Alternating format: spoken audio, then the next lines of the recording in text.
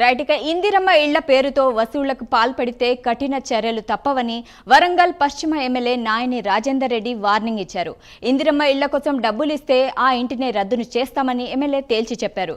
కొన్ని డివిజన్లలో వసూళ్లకు పాల్పడుతున్నట్లు తెలిసిందని, నిజమని తేలితే శిక్ష తప్పదని హెచ్చరించారు.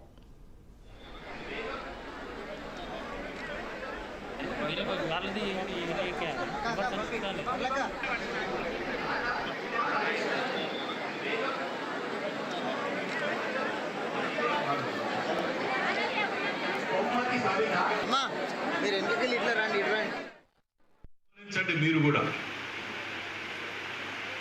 మరి వీటన్నిటిలో దృష్టిలో పెట్టుకొని మరి ఈ ఇండ్లు వస్తున్నాయి కదా నేను గతంలో కూడా చెప్పడం జరిగింది. ఎవరైనా లంచం అడిగితే మీ ఇళ్లలో మీరెవరికైనా లంచం ఇచ్చిన ఎడల ఆ ఇల్లు క్యాన్సిల్ చేయబడుతుంది అనేది గుర్తు పెట్టుకోండి.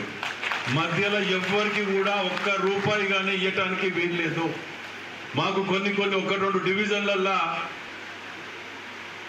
10,000, 20,000 అని చెప్పు, 50,000 అని చెప్పు తీసుకుంటున్నారు 1-2 డివిజన్లలో అనేది మా దృష్టికి వచ్చింది. అది నిజమా కాదా అనేది విచారణ కూడా చేస్తున్నాం. మరి ఆ విచారణలో కనుక మీరు ఇచ్చినట్టు తేలితే మీకు ఇల్లు క్యాన్సిల్ చేయబడుతుంది, తీసుకున్న వాళ్ళకు తప్పకుండా శిక్ష పడుతుంది అనేది కూడా చెప్తున్నాను. మళ్ళా గమనించండి మీరు కూడా మరి